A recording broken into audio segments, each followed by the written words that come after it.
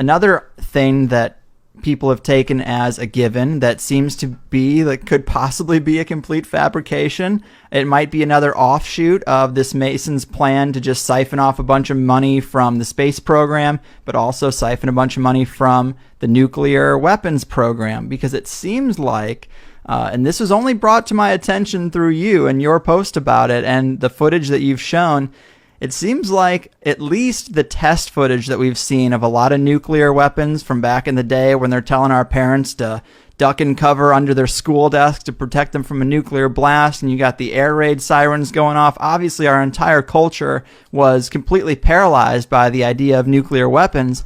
But when you're looking at the test footage, given back then it might not have looked fake. You know, back then they actually thought King Kong looked real in the movie, or Jaws looked real in the movie, but now we can see it's clearly fake. When you look back at that footage, it's oftentimes, it looks like the scale of, say, a subdivision where you're in an empty lot across the street aiming a camera at a farmhouse on the other side of the street, a lot over, and then the blast hits and the farmhouse just gets destroyed. The house just gets ripped apart. But what happened to the camera? You know, who's filming that? The camera is only a couple 100 feet away from that. And in some videos, man, this is the most compelling, is the blast comes from behind the camera. What the hell is that? The blast comes from behind the camera and the house gets blown away out into the background of the shot. And you're like, what kind of camera in that day and age could survive that blast, but an entire building can't? I mean, it seems way out there. You've changed my mind on a little of this. You've dipped my needle further into the fringe for sure. Yeah.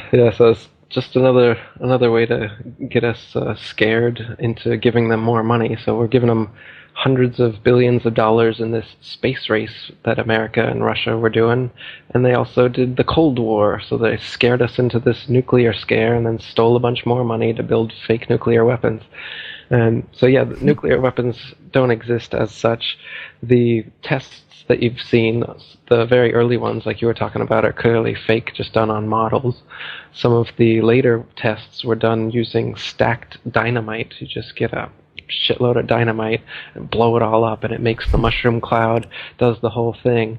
And what they'd do is they'd tell one team that, you know, they'd have a bunch of people 20 miles away, say, army guys watching, doing the test. And then you've got, over on one island, these people stacking dynamite, saying that we're doing this for comparative purposes, and the real nuke's going to be over on that island. Meanwhile, they got another team over on that island stacking dynamite for comparative purposes, and the real nuke's going to be on the other island.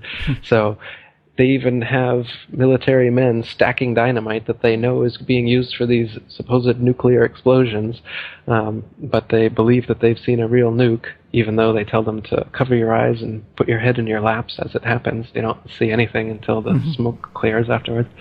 But yeah, a lot of military men will swear, you know, up and down that nukes must exist because they were there at some of those tests, and it's just dynamite. They do it beneath water by stacking dynamite in submarines, and you can do it up in the air as well. The Hiroshima and Nagasaki nukes, you can see that they're clearly two superimposed explosions, one on top of each other. There's two smoke plumes made to look like they're one. They actually used this technique several times. If you look at this nuke footage, there's if you go to my website, Nuclear Weapons Do Not Exist, you'll see these 3 documentaries that expose the thing completely. And so not only do so for instance, in Hiroshima and Nagasaki, what happened is that they were firebombed. So the cities were leveled just like Tokyo was firebombed, and the damage is comparable. But they claim that it all happened from one blast. But this is clearly not true, because flowers and plants started growing within a month, and they say nuclear radiation would exist for hundreds, thousands of years and would cause birth defects and everything. But nowadays, Hiroshima's a bustling city. Everyone's living there. Everything's growing there. Radiation's not a problem. There is some radiation after any explosion, so you would be able to go there with a Geiger counter and get some radiation, especially right afterwards, but it dies down quite quickly. And nuclear power, one of the most prominent nuclear physicists in America, he's dead now, Galen Windsor. He was involved in setting up most of the nuclear power plants in America. And he went all over America for years giving this lecture about how nuclear power is just the most expensive and effective way to boil water, and they're essentially steam plants, and that's all it is. The nuclear component that supposedly causes all this radioactive waste that needs to be, hazmat dealt with, and they drill holes into bedrock and put the nuclear waste deep under the earth, and they've got all these crazy regulations. He says, when we were first working with nuclear material, uranium, plutonium, we held it in our hands, and if some of it got hot, we'd throw it in the water, and that was it. No problem. He said, I would bathe, I would swim in the pool there that we would throw the radiated metals into, no problem. People thought he was crazy. He started drinking a glass of water from it every day, no problems. And then in his lecture, he started eating radioactive waste. So you can see on YouTube, type in Galen Windsor, and he'll take out a Geiger counter, show you some radioactive material. He'll take it out of a tube, and they'll say, I've just caused an EPA, if the EPA was in here, we'd have to clear out this whole area for half a mile, and people would have to come in with hazmat suits, blah, blah, and then he puts it back in the tube, and there's some left over on his hand. So then he licks his hand, shows the waste on his tongue, swallows it, and says, I've been doing this for years. And so the idea is just another fear campaign. And that's why they get the military involved in all these nuclear power plants and the nuclear weapons. It's to siphon off money, keep us afraid, and keep us playing off one another. Everybody thinks that, Russia and America are enemies, and that the Cold War is real and the space race is real. But it's all just, they're all like WWE. It's like Hulk Hogan and Macho Man. They're all paid by Vince McMahon. They all go out to eat together. If you're high up in politics anywhere, for sure you're part of this brotherhood that controls everything. There's no independent man at the head of any state.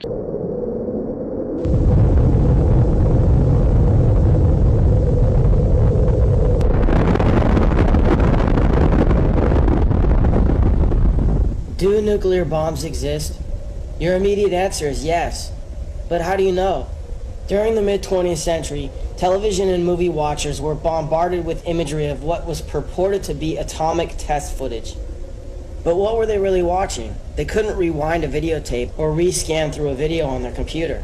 So what option did they have but to accept these images at their face value? Now we have opportunity to scrutinize these images to see if they hold up to analysis. Take a look at these trees. Now what was that? And who turned the camera? They're in awfully straight lines, aren't they? Now this must be a different blast because it's coming from a different direction. Wait, now they've put it back. But those are the same trees we saw in the first clip, aren't they? And now this. First they showed us these trees that they panned left on. Then they show us these trees that look like they should be next to a model train. Notice how straight the rows are. It looks artificial to me. Then they show us these trees again. Where's the forward camera? And then back to these trees again. And then they show us what looks to be a real forest that's been chopped down or torn down. Now take a look at this. It's footage of the first H-bomb test called Ivy Mike. Watch how it changes.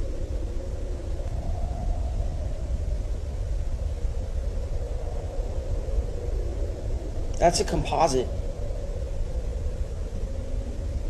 Then it morphs into this. It looks like a completely separate explosion. Now take a look at the frame before the explosion and then the one after. These frames were cut together. Why? Then this frame was cut to this, which looks like the sun to me. It looks like they're zooming in on the sun. Maybe a composite because the clouds aren't moving. Then they introduced some sort of liquid. It looks like a laboratory concoction in composite with the sun. Next is Operation Dominic Fireballs in the Yukon. What does that look like to you? Watch it again. It's the sun. Now here's Operation Greenhouse. These guys are getting all ready to see what looks to be the sun again. The sun seems to start to expand. Maybe it's being zoomed in on. What about Hiroshima? Is that Hiroshima? Is that Hiroshima?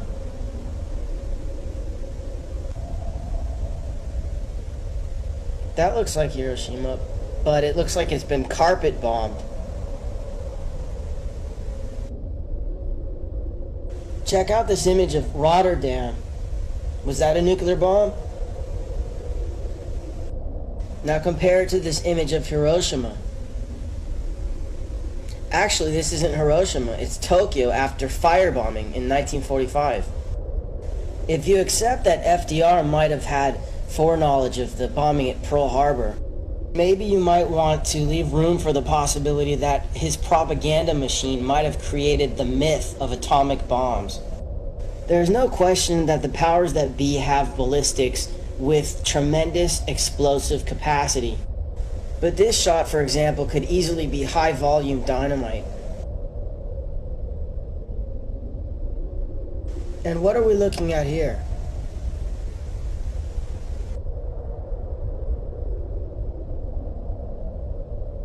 Take a look at this house again. Whatever was strong enough to blow it to smithereens wasn't strong enough to even shake the camera. And look how high up the camera position is. Are we looking at another model? Now look at this bus and this car. Whatever's blowing them up is not moving the camera. And this building seems to blow up from the inside. Everything gets blown every which way except for the camera. Except look in this shot, it seems to tilt up a little bit.